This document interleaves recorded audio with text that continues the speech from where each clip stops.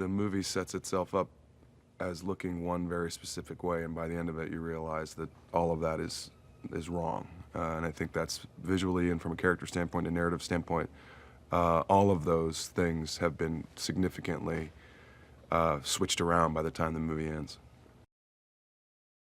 The El Royale sits on the border of California and Nevada, so it's half in both states.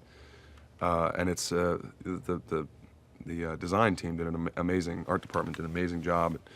Both sides of the hotel have kind of unique personalities and represent different things. And the sharp-eyed viewer will see that the California side is very different from the Nevada side, and different things happen on different sides of the hotel. So it very much plays with dichotomy and two sides of things, positive and negative, and I'll leave it at that.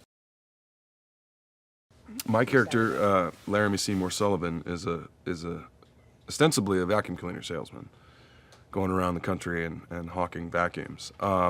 We come to find out that he is not, or at least that's not all he is.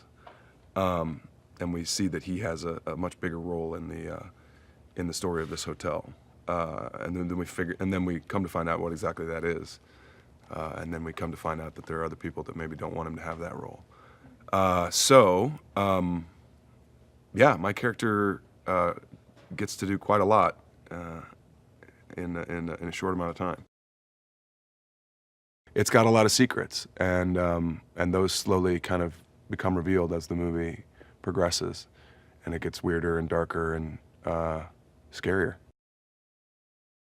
Well, it's great. I've had the experience a couple times in my career of working with somebody who knows exactly what they want, because they've created this thing out of whole cloth. That was certainly the case with Baby Driver and Edgar Wright, and that's certainly the case with Matthew Weiner and Mad Men. And Drew has a lot of that in him. As a filmmaker, he knows what he wants to see in the frame, and it's our job to kind of bring that forth and you know, make it happen. So that was great. Like, you never felt like the director, who's, you know, the chief of staff on set, you never felt like he was grasping at straws. He knew what he wanted and how to go get it.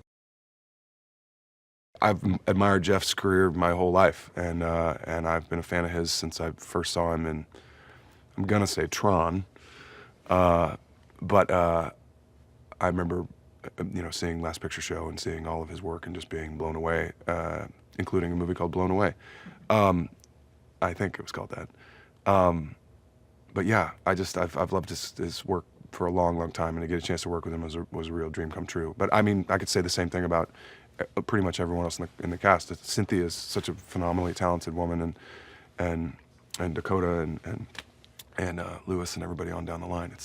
It was a really, really fun group of people, and you know, we're all on the same page. It was really nice. I loved the idea, you know, Drew had clearly spent so much time thinking about this project, and his writing, the sensibility of it, and you could tell, you know, he had listened to these songs, he had a soundtrack to it. It was very similar to what Edgar had done in Baby Driver. Like, the songs were laid in there, so you really got a sense of not just the period aspect of it, but what was going to be happening when you're seeing what you're seeing on screen.